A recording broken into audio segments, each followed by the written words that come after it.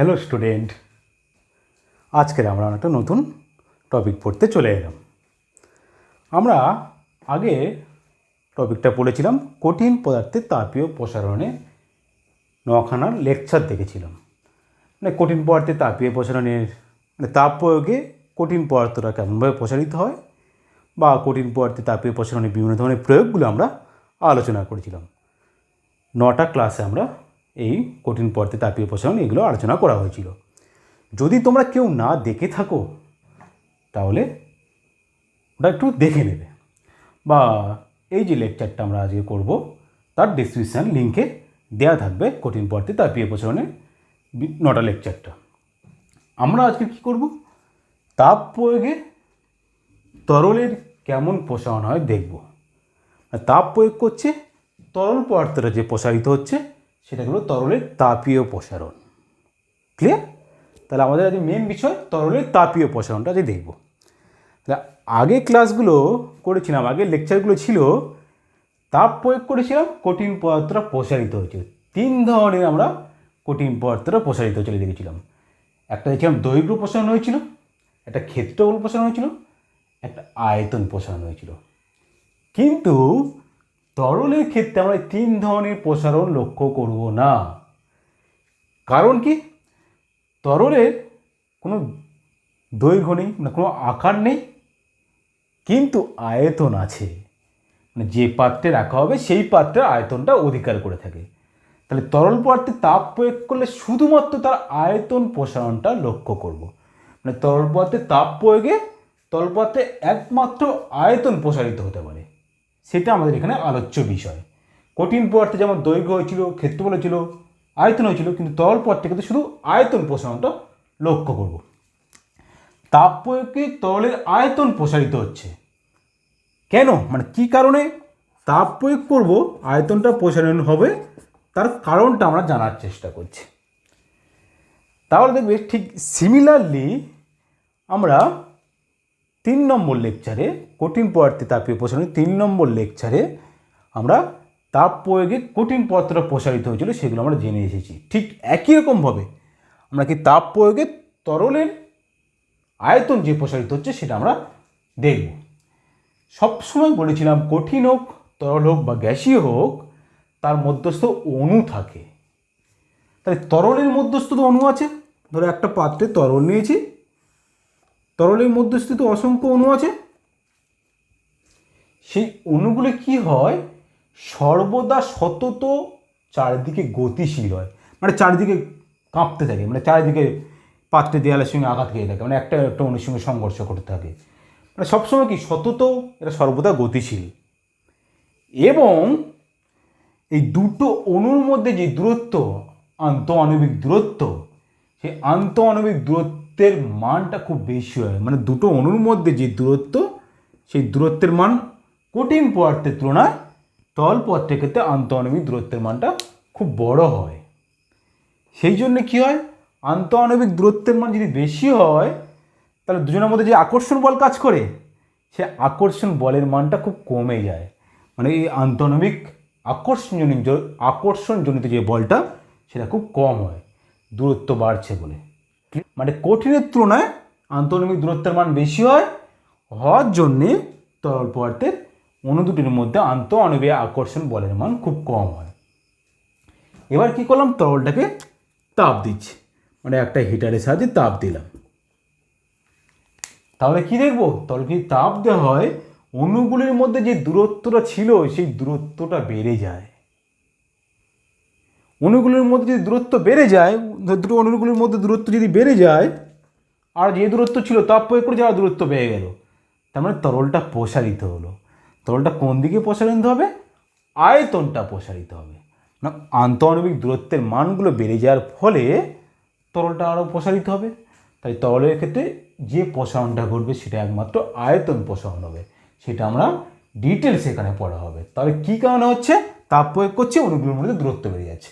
দূরত্ব বেড়ে যাওয়া মানে কি, অণুগুলো প্রসারিত, মানে দূরত্ব বেড়ে যাচ্ছে মানে তরল পদার্থ প্রসারিত হচ্ছে। কীরকম প্রসারিত হচ্ছে, আয়তনে প্রসারিত হচ্ছে। তাই তরল পদার্থের আয়তনিক প্রসারণটা বোঝা গেল কী জন্য হচ্ছে।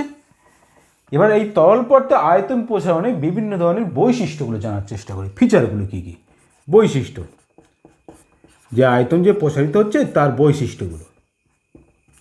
1 নম্বর বৈশিষ্ট্য কি বলছি, তরল পদার্থ যে আয়তনটা প্রসারিত হচ্ছে তার 1 নম্বর বৈশিষ্ট্য বলছি, তরল পাত্রটা, এই তরলটাকে গরম করি, আমরা উত্তপ্ত করি। দেখবে একটা পাত্রেরকে উত্তপ্ত করতে হয়, এমনি আমরা তরলকে উত্তপ্ত করতে পারবো না। একটা পাত্রে রাখা হবে, মানে যে কোনো একটা আধারে রাখা হবে, সেই আধারটাকে আমরা উত্তপ্ত করি। তাহলে তরলটাকে উত্তপ্ত করতে গেলে পাত্র দরকার পড়ে। তার মানে কি, পাত্রটাকে উত্তপ্ত করছে মানে কি, পাত্রের প্রসারণ হচ্ছে। তাহলে তরলের আয়তন যে প্রসারণ হচ্ছে পাত্রের প্রসারণের উপর নির্ভরশীল। তাহলে 1 নম্বর বৈশিষ্ট্য কি বললাম, তরলের যে আয়তনটা প্রসারিত হচ্ছে সেটা পাত্রের প্রসারণের উপর নির্ভরশীল হয়ে পড়ছে।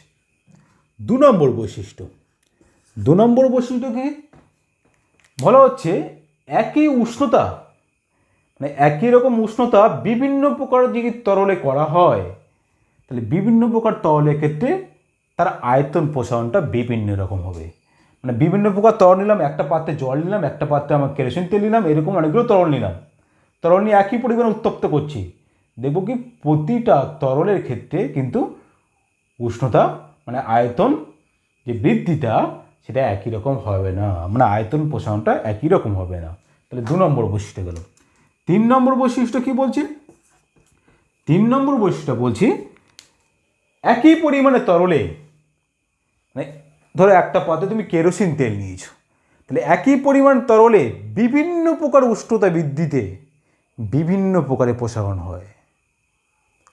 ধরো এটা কেরোসিন তেল নিলে, কেরোসিন তেল প্রথম তুমি 0 থেকে 10 ডিগ্রি সেন্টিগ্রেড উত্তপ্ত করলে, তাহলে 0 থেকে 10 ডিগ্রি সেন্টিগ্রেড উত্তপ্ত করলে কেরোসিন তেলটা যে প্রসারণ হবে, আবার যদি 20 থেকে 40 ডিগ্রি সেন্টিগ্রেড তাপমাত্রায় উত্তপ্ত করি সেই প্রসারণ কিন্তু একই হবে না, দুটো কিন্তু প্রসারণটা আলাদা হয়ে পড়বে।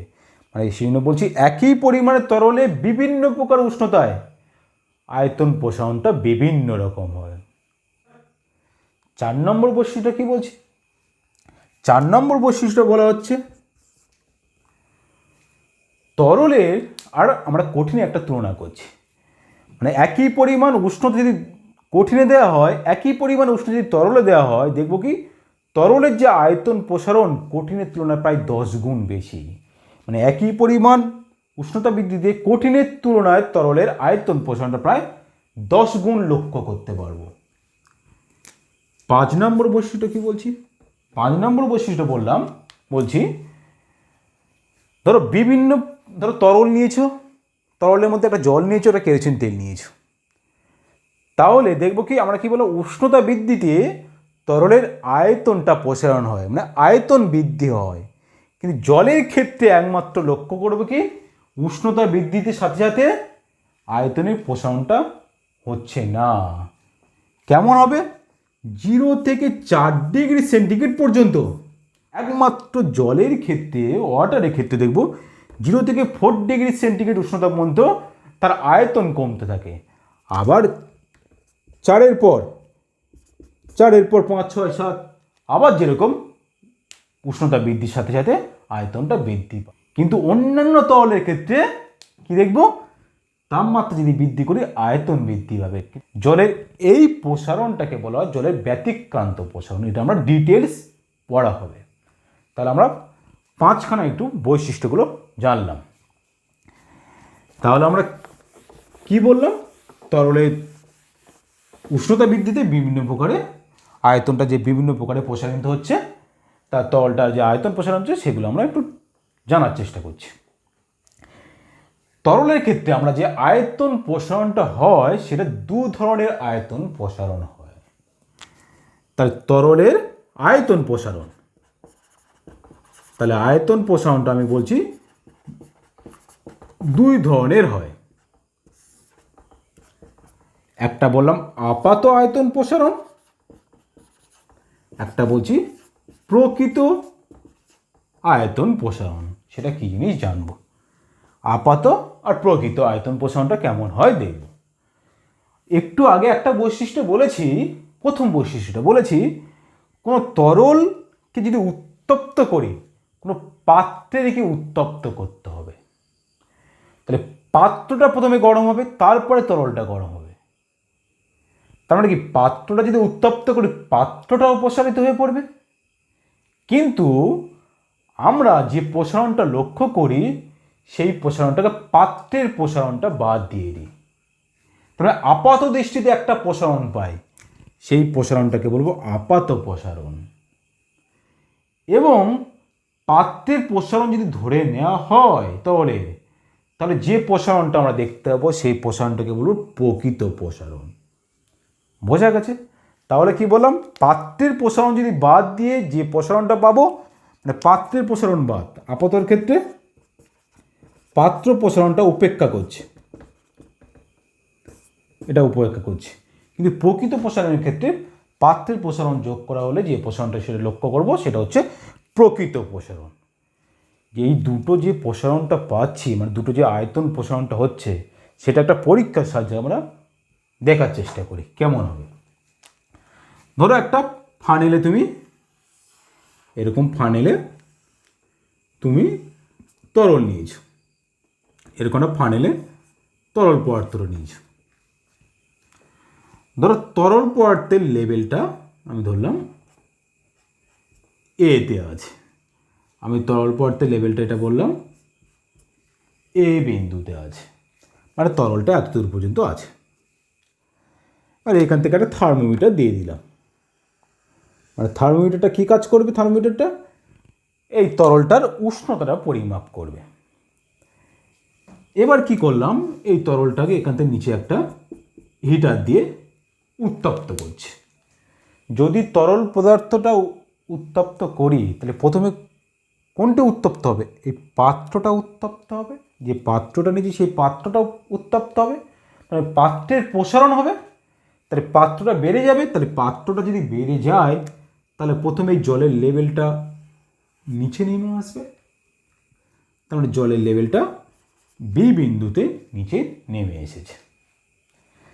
কিন্তু তারপরে কী হবে, এর মধ্যে যে তরলটা সেই তরলটা উত্তপ্ত হবে, কিন্তু পাত্রের প্রসারণের তুলনায় তরলটা খুব তাড়াতাড়ি উত্তপ্ত হয়। সেই জন্য কী হয়, তরলটা এবার উত্তপ্ত হচ্ছে। তরলটা যদি উত্তপ্ত হয় তাহলে জলের লেভেলটা, তাহলে আয়তন বেড়ে যাবে। একটু আগে বললাম তরল যদি উত্তপ্ত করি তাহলে আয়তন বেড়ে যাবে, তাহলে এই জলের লেভেলটা ধরো আয়তন বেড়ে গিয়ে সি দাগ পর্যন্ত এসছে। তাহলে প্রথমে আমি কি বললাম, একটা পাত্রে জল নিয়েছি, জলের লেভেলটা এ দাগ পর্যন্ত রয়েছে, পাত্রটা গরম করেছি, উত্তপ্ত করেছি, দেখবো কি পাত্রটা আয়তনে বড় হয়ে গেছে, তখন জলের লেভেলটা বি বিন্দুতে নেমে এসছে। এই পাত্রটা গরম করতে থাকছি, কিছুক্ষণ পরে দেখবো কি জলের লেভেলটা সি বিন্দুতেও উঠে গেছে। বোঝা গেছে? তার মানে কি আমাদের চোখে এই পাত্রের প্রসারণটা চোখে দেখা যায় না, মানে লক্ষণীয় নয়, মানে এই পাত্রে যে প্রসারিত হচ্ছে সেটা আমরা দেখতে পাই না। আমরা দেখতে পাই কি জলের লেভেলটা উপর দিকে উঠে গেছে। তাহলে আমরা পাত্রের প্রসারণ বাদ দিয়ে যে প্রসারণটা আমরা লক্ষ্য করি, আপাত দৃষ্টিতে যে প্রসারণটা দেখতে পাই সেইটা হচ্ছে আপাত প্রসারণ। তার মানে কি আপাত দৃষ্টিতে আমরা কোন প্রসারণটা পাচ্ছি, আপাত প্রসারণটা, আমরা যেটা চোখে ধরা পড়ছে আপাত প্রসারণ, আপাত আয়তন প্রসারণটা এসি। পাত্র কোনটুকু প্রসারিত হচ্ছে, পাত্রের প্রসারণটা কোনটুকু হচ্ছে,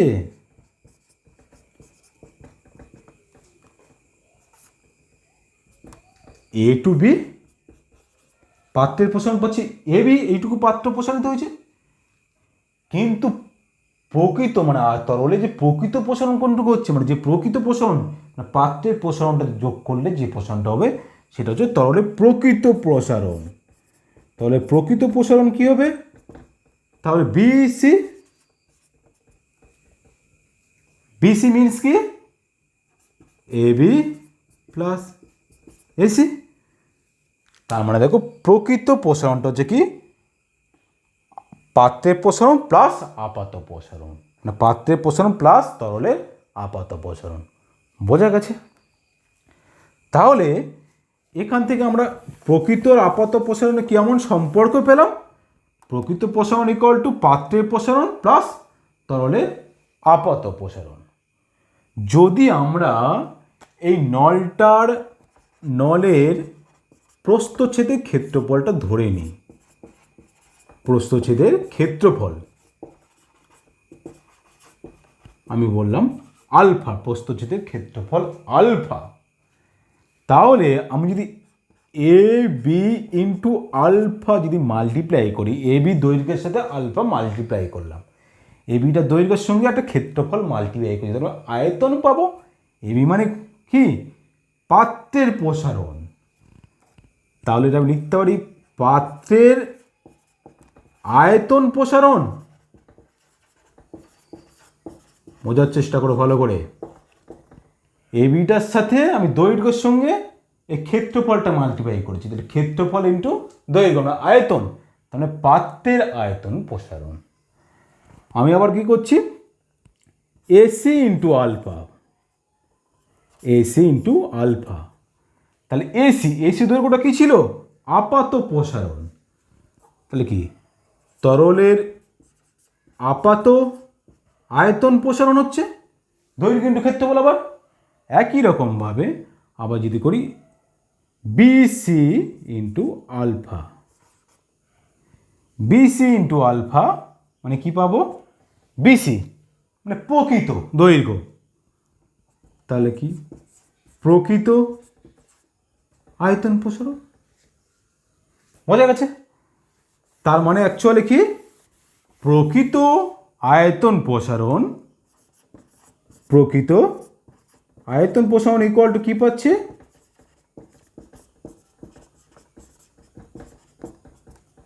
পাত্রের প্রসারণ মানে পাত্রের আয়তন প্রসারণ প্লাস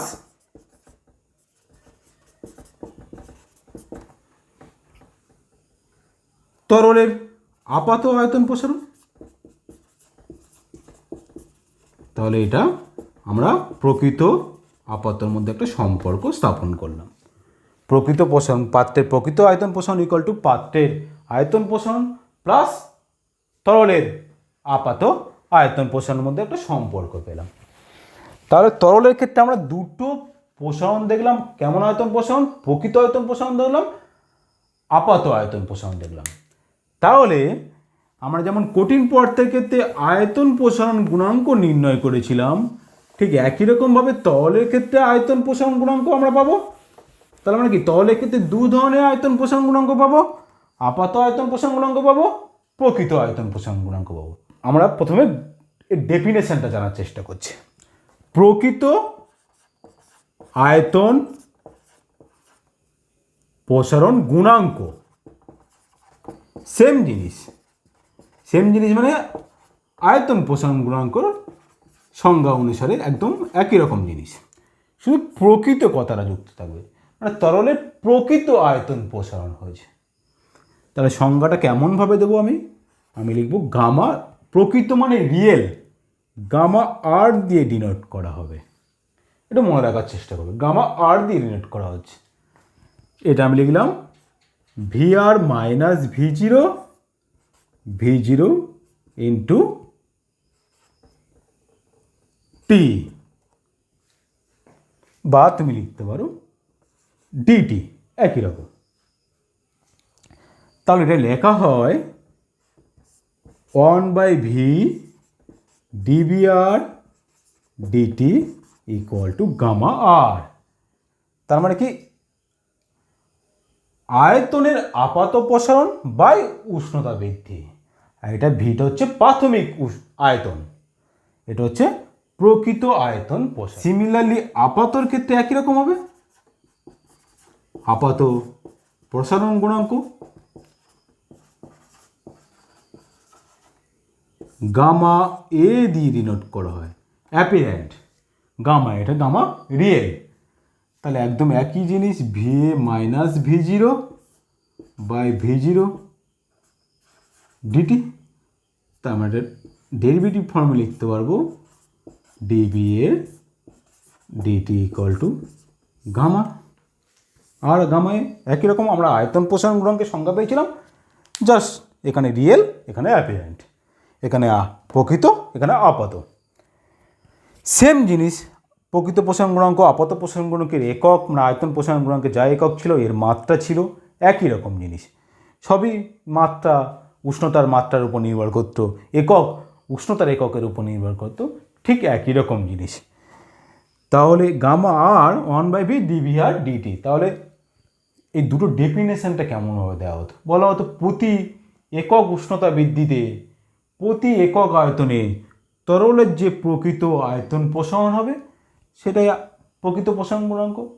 একই রকম প্রতি একক আয়তনে প্রতি একক উষ্ণতা বৃদ্ধিতে তরলের যে আপাত আয়তন প্রসারণ হবে তাকে বলবো কি আপাত প্রসারণ, মানে আপাত আয়তন প্রসারণ গুণাঙ্ক। বোঝা গেছে? যেমন আয়তন প্রসারণ গুণাঙ্কের সংজ্ঞা ছিল ঠিক আগে প্রকৃত আপাত কথাটা জাস্ট অ্যাড হয়ে যাচ্ছে। তাহলে এই দুটো গুণাঙ্কের মধ্যে সম্পর্ক আছে, সেই সম্পর্কটা আমরা স্থাপন করব। মানে গামা এ আর গামা আর এর মধ্যে আমি সম্পর্ক স্থাপন করব, প্রকৃত প্রসারণ আপাত প্রসারণ গুণাঙ্কের মধ্যে সম্পর্ক আমরা একটু আগে দেখে ফেললাম। তাহলে প্রকৃত আয়তন প্রসারণ ইকুয়াল টু পাত্রের আয়তন প্রসারণ প্লাস কি আপাত প্রসারণ গুণাঙ্ক আপাত প্রসারণ। তাহলে একই রকম গামা আর ও গামা এর মধ্যে সম্পর্ক স্থাপন করতে চলেছি, কেমন রিলেশন হবে। ক্লিয়ার? আমি ধরলাম 0 ডিগ্রি সেন্টিগ্রেড উষ্ণতায় যে পাত্রে তরলটা নিয়েছি, 0 ডিগ্রি সেন্টিগ্রেড উষ্ণতায় পাত্রের আয়তন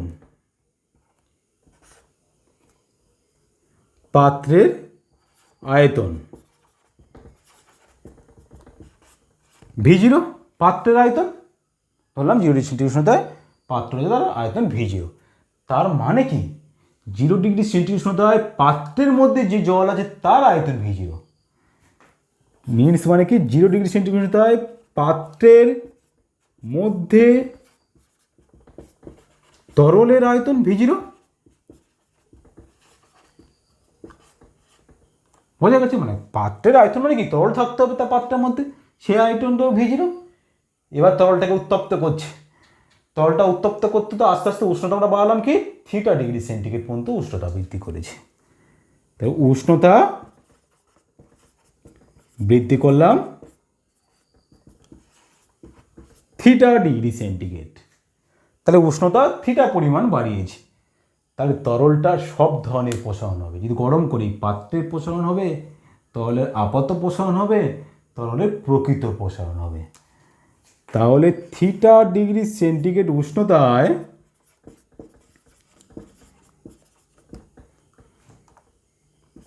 পাত্রের প্রসারণ হয়েছে,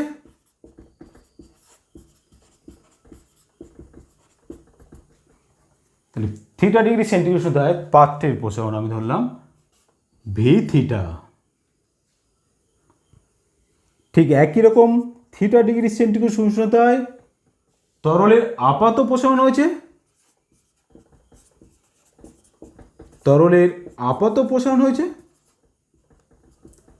আপাত মানে আমি ধরলাম VR। সেম θ ডিগ্রি সেন্টিগ্রেড উষ্ণতায় তরল যদি আপাত হয় তাহলে প্রকৃত প্রসারণ হয়েছে, এটা অ্যাপিরেন্ট, তাহলে প্রকৃত প্রসারণ ধরলাম VR। ক্লিয়ার? আমি ধরে নিলাম এগুলো হয়েছে। তাহলে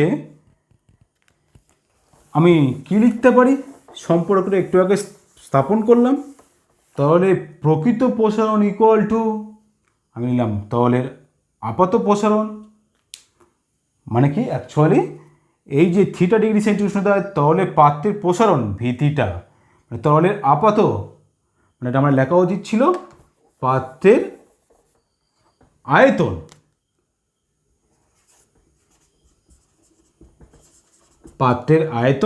V θ, তরলের আয়তন VA, প্রকৃত আয়তন VR। তাহলে আমরা প্রকৃত প্রসারণ না লিখে আমি লিখছি θ ডিগ্রি সেন্টিগ্রেড পাত্রের আয়তন V θ। তাহলে এবার লাস্ট ওই লাইনটা লিখব, θ ডিগ্রি সেন্টিগ্রেড উষ্ণতায় পাত্রের প্রসারণ কত হয়েছে, পাত্রের প্রসারণ মানে পাত্রের আয়তন V0 ছিল, সেখান থেকে V3 হয়েছে।